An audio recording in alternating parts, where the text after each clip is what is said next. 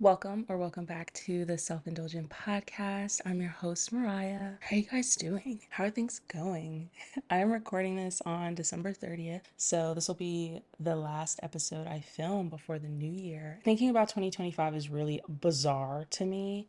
Just 10 years ago, I was 16, and that feels like yesterday. It is shocking to me that it has been 10 years. And my sister is turning 16 in a few months, so that's really, we're like almost 11 years apart. So that's just like, it's just like, whoa, what's happening? I feel very old. I'm the oldest of four. So I'm feeling it as everybody is approaching double digits, or rather, approaching 20, right? She's the last one to go before 20s. I think my brother turns 20 in November. So both of them, they're approaching it and it makes me feel old. But yeah, 2024, 2025. My plan today was to talk about reparenting, but we're going to see how it goes because now that I'm sitting in front of the camera and realizing that it is December 30th, I'm feeling like maybe that not be it. I hope you guys are doing well. How are you sitting with 2024? Because that was a wild ride. 2024 had hands, and quite honestly, I lost. That's fine. I definitely lost. I needed to be beaten down a little bit, I think, to reemerge, regrow, evolve, all those things. Cat Williams said it. The astrology girlies were saying it. I took an astrology course this year. You can't tell me that it's not real. Like, you can't convince me that it's not. I know there's a lot of controversy right now about what B. Simone had said regarding astrology and horoscopes. And it's funny to me because the horoscope piece of it, right? That's most people's introduction into what astrology is and all that stuff. But the horoscope piece is more than just that, right? Like, it's really in depth. There were even famous psychologists that were astrologers back in the day, and they just don't talk about that. So I took an astrology course, I like esoteric astrology, esoteric astrology course this summer into the fall. And that just means astrology of the soul. And I just learned a lot. Like, I know now how to pinpoint Saturn returns. And when I tell you, I had a few friends go through their Saturn returns this year. And when I say, like, to the date that I was able to find, as far as when it was going to hit them, to the fucking date. So you can't tell me it's not real. The reason I brought up astrology in the first place is because back this time last year, not even like November last year, I was seeing the astrology girlies talk about how 2024 is gonna, because this was November 2023.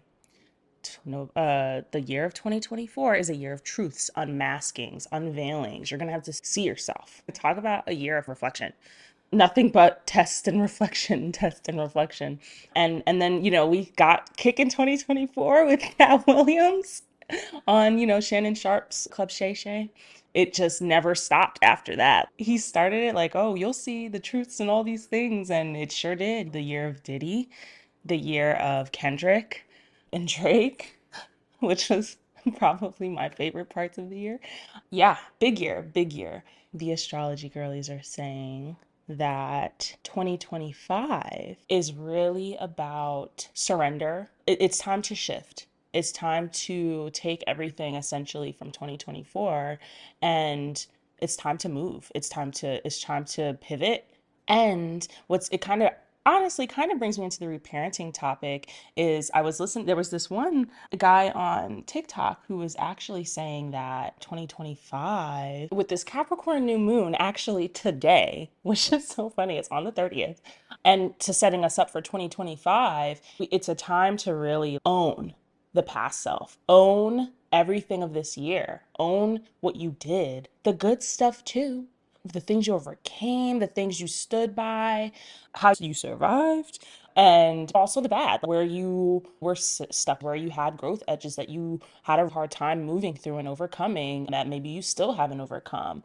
Let's take it for what it is. Let's own it all. All these past versions of ourselves, let's own them. And in order to expand and continue to grow, we have to be able to take accountability, right? So this is going to be a season and a year of maturing. And, this piece of like reparenting, right, is like to be able to look at and recognize these patterns that you've had for a really long time and finally come into consciousness to say, oh, hey, actually, I have choice. I actually choose to do differently and be different. And it's going to be hard. It's hard work. I say that every episode, but it's true. The work is not easy. I be crashing out what feels like weekly. Not that often, but there was a period where daily, and that happens. So yeah, I'm very excited to see what 2025 brings. I'm definitely feeling the new moon in Capricorn because I had a conversation. Everything that guy said in the TikTok, I'm going to plug and give you the TikTok. Moon Priest is his name on TikTok, Moon Priest. And man, love the content. And he goes into depth on the new moon in Capricorn. And I think it really does speak to kind of where 2025 is going. I'm feeling that energy of surrender. Let go, be authentic, own you. It's time to own ourselves and take accountability. In my last video, I talked about how in our Western culture and in the United States, we have a hard time with accountability. It's almost as if we're allergic to it. I guess we're not being taught how to take accountability in a way that feels safe for us while also, being able to acknowledge and recognize deficits, right? And that's really painful and that can feel very threatening. I say that as somebody who I get pretty defensive, and some of that comes from not liking if I'm being misunderstood. That stuff really gets to me. But again, it's about acknowledging and witnessing the patterns. I'm thrilled about 2025. I'm very excited about it. I've heard some conflicting things about what it's going to look like. But again, I think if we can ground ourselves in owning who we are, the good, the bad, the ugly, and loving ourselves anyway, and continuing to choose, that's when you can start living life and stop resisting life. Things are always going to happen. Like this healing journey, this conscious journey, you're not just going to wake up one day and say, I am fully healed and conscious of all things. Peace out, everyone. You chose the human experience. So you're going to continue to experience human things and human emotions and human pain and pleasure and love and hardship. It's your relationship to those things that are really going to determine if you continue to suffer or not. For me, I would love to stop resisting life because I think living in your head is the perfect recipe for you to start resisting life. I don't want to do that anymore. I want to love life and love the little things, right? Because I keep sending myself this message of like, oh, I don't want to do this. Oh, there's always something, right? Something I heard a lot growing up. There's always something. Yes, there's always something because you are living. No moment is the same as the last. Moment to moment, everything is changing. And if I can look at life like each moment is a fresh new moment, that's really expansive. That allows for a lot in life. And I think I'm ready to take up space. I want to take up space for myself because I'm tired of hiding. And even with this podcast and social media, it's something I have clearly had an interest in and really wanted to do since I was what, 12. YouTube was, once I found YouTube, that was it. It was locked. I was like hooked on. I think what was really evident was feeling a sense of community, feeling like there are people I've never met before from completely different parts of the world that I am resonating with. That was really powerful for me. And I have had the hardest time making this work for me and continuously showing up. More recently, I began to recognize that a lot of it comes from my relationship with self and confidence. And so I've spent a long time worrying about how I'm being perceived. And now I think I'm finally shifting to asking myself, is this who you are? Is this how you want to show up? and being more conscious of how I'm showing up in spaces. And I think that the body and the soul knows when you're not showing up as yourself. It just does, because things start to get very uncomfy. It's hard to ground yourself in yourself when you're already in the space as an artificial version of yourself, right? So how are you going to ground yourself in who you are if you were already working with like a prototype of who you are? That's why I think certain social situations can be really uncomfortable. That's why I've had a hard time figuring out how to show up on social media, right? Because it was like I didn't have anybody to show up as. I was not dedicated to finding myself. It was as if I was looking towards social media so that people can show me who I am, right? Looking for the connection, the community, the validation, the reassurance, to people to say, yeah, I get what you're saying. I see you. Like, I understand you. And then build myself from that. And that was just so ass backwards because, I'm here. She's there. And so it was just a matter of starting to listen to her.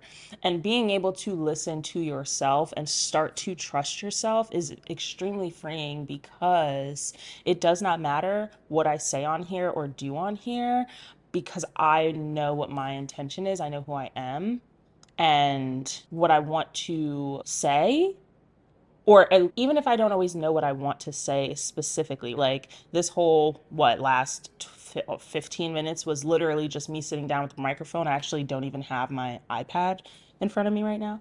I am getting to know myself and strengthening a relationship with myself enough to where it doesn't matter. Like, I can just sit here and be me, and if it resonates with people. If it doesn't, it doesn't. And that's okay. I always have the intention of hoping to connect, to help people learn something new, think differently, get closer, connect with self, and start this journey of self love, compassion, and healing. Do you see what I mean by the energy I'm feeling for 2025? I'm ready to own stuff. Let's own ourselves, our passions. Let's own our like sticky spots. Like, let's own the quirks. Let's own it all, right? Because at the end of the day, this is our one life. And each moment is a new moment, right? So to be held to the moments of the version of myself 5 years ago and not allowing this version of myself to thrive because I'm still holding on to that baggage creates a really limiting experience. This is why I think inner child work and past work is really important, because how can I go back to that version of myself and say, it's okay. I understand why you showed up this way. I have love and compassion. And that was probably really hard what you were going through. And you did the best you could. Now it's time to forgive yourself. So this version of you can continue to move, be free, expand, and do things you never thought you would do. It's time to let go of some of the baggage. Own it all. Because it's always there. It's always going to be there, but your relationship to it is what changes. I like this concept of thinking about projection. Projection is what holds a lot of us back. We're all guilty of it, including myself. Anytime you're really bothered by somebody, something that somebody says, or you have a strong opinion or thought or reaction to what somebody else is doing, it's just because your beliefs are different than them, or your experience has been different from them. And so you're going to project how your belief system, your foundation onto somebody else. And all that has to do with your relationship to the thing, right? Like, it's never the thing. I think I've talked about this before. But for example, I'm trying to think of something that would piss me off. What would piss me off? It's becoming harder for certain things. I think relationally, I still get very triggered because I have a lot of relational work to do. But I'm trying to think of situations. Typically, getting in a car accident would just stress me and piss me off. But I actually got tapped a few weeks ago and did not have a crazy reaction. So that was growth for me, because that is something that would be extremely distressing for me. I would cry, I would be pissed off. However, my car was not totaled, so we might be having a different conversation if the car had been totaled. What else? What's something that grinds my gears? Yeah, I think something that used to be discouraging for me is if I would put out this content and really get no engagement, no views, nothing, which still happens now.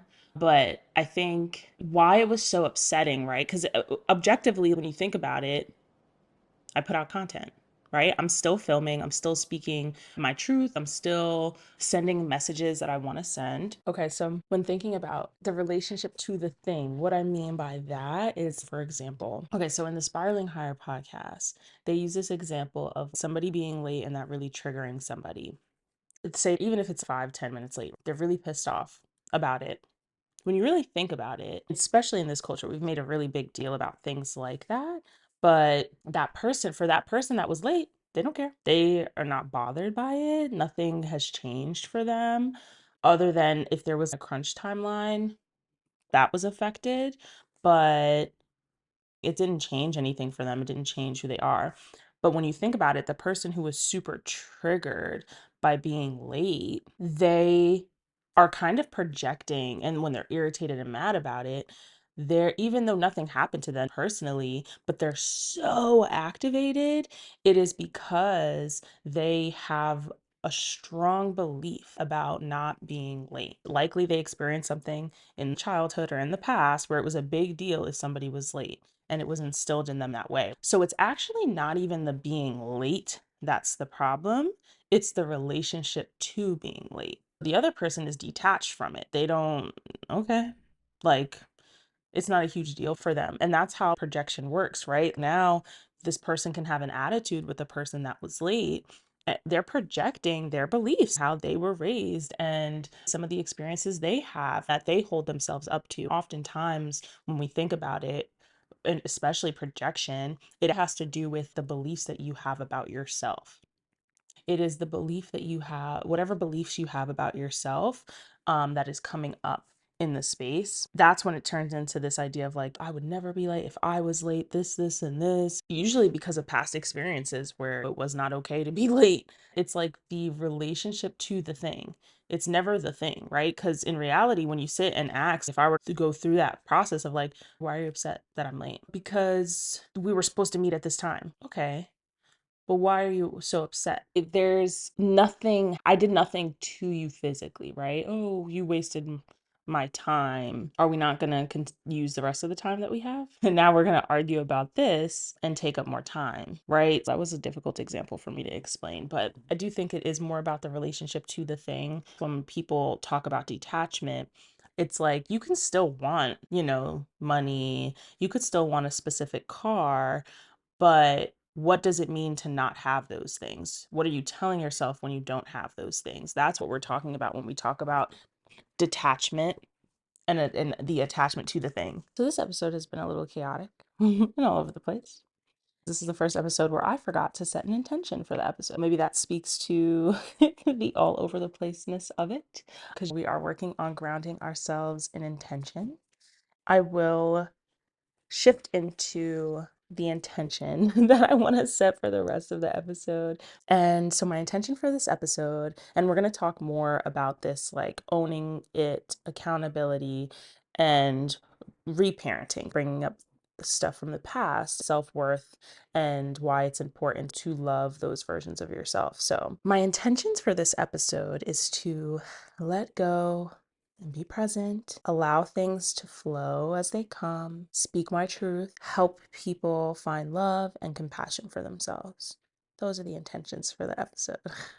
So hopefully I did some of that in the beginning of the episode. I come to the realization in talking about, so it's funny that this new moon in Capricorn has this energy of kind of looking at past selves, really looking at patterns and becoming awake and conscious of it. Something we've heard a lot, I think, over the last 5 years, maybe this concept of like reparenting yourself, right? There are books now on talking about this, like the book Emotionally Immature Parents. It's a great book. I think it's very validating for a lot of people. So it's definitely something to look into. I listened to the audiobook of it. And I was having a conversation with my partner, and it was like a deep conversation about some of the things I'm struggling with still that I feel like I've been struggling with for years that cycle through. And he was able to give me a very different perspective that I've never had before, where it was clicking in a different way. Because these are all things I know about myself that I'm moving through, struggling through, whatever. But it was like this reframe that was really helpful. We kind of got into this conversation of like, what is the idea of discipline, right? We both struggle in it in different ways, but this idea of discipline, and we actually have a very negative response to the word discipline, right? And so I had recently started trying to use the word devotion instead of discipline. This was interesting because I felt disconnected to the word devotion as well. When I was able to reframe discipline to devotion, it felt better. There was this lightness, a lift that happened when I did that. But over time, that word I had a hard time connecting to, which is hard for me because I understand it. If it's there's an empowering energy to devotion, right? But I was still not feeling it in my body. Like I didn't feel necessarily devoted to anything and feeling that strongly, right? And so I thought we were talking about childhood, and I realized that there's a lot of things in the day to day that feel like chores. You'll hear people say, and I've said it, I can't even take care of myself right now. I don't even know how to take care of myself. Where does that come from? That's an admission of not knowing wants and needs, not knowing how to show up for self, and feeling lost. If you don't even know how to show up for yourself or take care of yourself, then what's happening on a day to day basis? What are you allowing to happen? What's that about? Then I started to see the link between self worth, confidence, discipline, and devotion. I believe that the less confident and less self worth that you have, the harder discipline and devotion is, because you're not, there's nothing to ground yourself in. What am I doing this for? If you're not cultivating enough self-worth and confidence, what would you be devoted to? What would you be grounding yourself in? I felt in childhood like taking care of me was a chore. Taking care of my wants, my needs, at times felt like a chore. Hearing things like, you're too much, you're doing too much, you're being dramatic, right? These are things that contributed to that. And then also, like, what did it look like to take care of a house, to clean? We never talked about why we're cleaning, why we're taking care of our things. It was a disciplinary type of response to taking care of yourself. Do it because I said so, do it because you have to, or else. So the relationship with taking care of myself and what it looks like to take care of your things, all those things became very chore energy. So I think the message that I got is that taking care of yourself is a chore. Taking care of you is a chore. That's not fun. And so talk about having such a negative energy when looking at self and taking care of self and showing up for self, you feel like it's a fucking drag. And that's why these things like, oh, I have to cook, the barriers that I have to showing up as my higher self, my best self, right? So even when it comes to like, I'm a geek and a nerd for all things health related. I have the watch, I have the ring, like I'm a geek about it.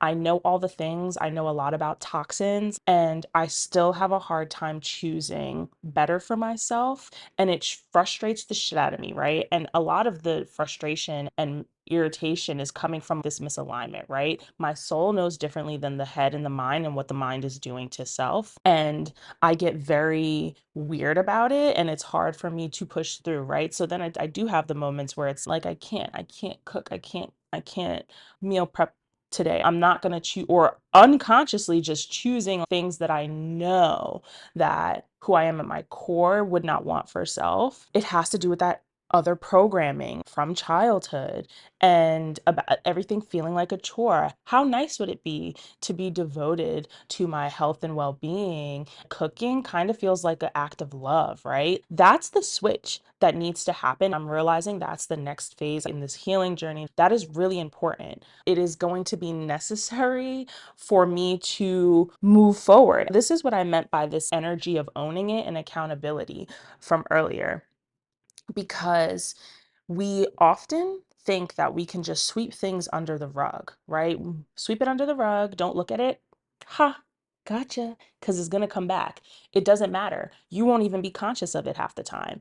It's going to creep up in your behaviors. You swept it under the rug, you're still going to act it out. It's like when the Wizard of Oz behind the green screen, it's still in control. You're just not aware of it. You don't know that it's there. That is why I have such a hard time staying on top of things. I've had my relationship with food has been really horrible for a really long time. And I'll have periods of getting on it and then off it. But the problem is that when I'm in the mindset, I'm good, right? Mindset doesn't last, right? We have to work on, you can't think your way out of healing things.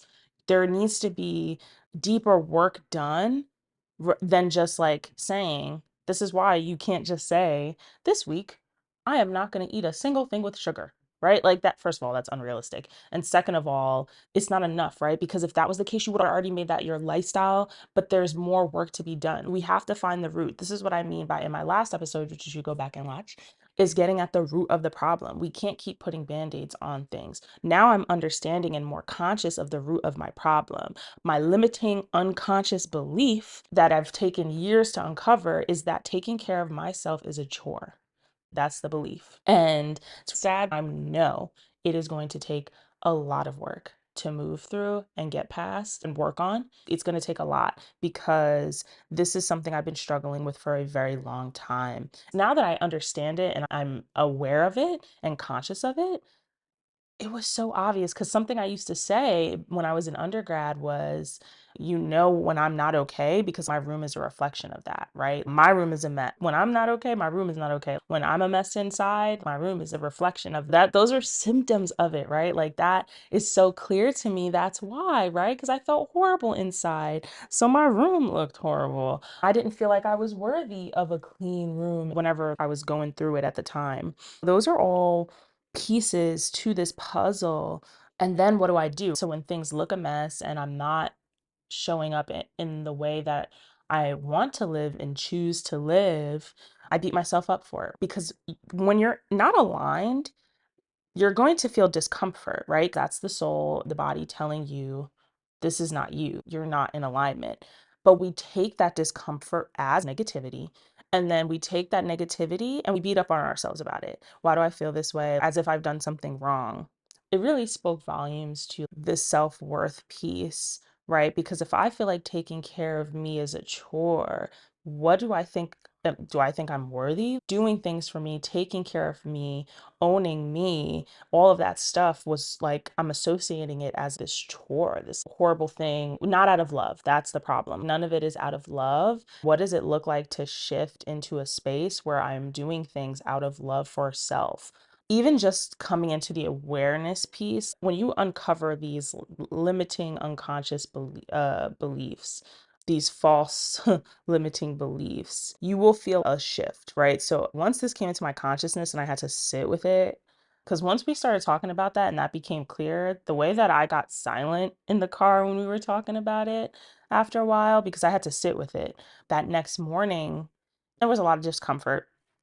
But that next morning, I woke up and I felt different. Like I did feel different because now I was in awareness. That does not mean that the work is over. That does not mean I'm going to just be this fully devoted self-love version of myself, but it means that I can now work towards it because I'm conscious of it. I can call myself out on it. I can check myself on it, start to do things out of love, right? Like that morning, that next morning, I just got up and made the bed, no resistance, right? And I think this is where I think this has been hard for me to wrap my head around because I get confused with what's a high standard for myself versus what is too much, what actually matters in life. Am I giving too much energy to things that don't matter? And I think that's the guise and the excuse I've hid behind. If I don't feel like making the bed, I don't feel like making the bed.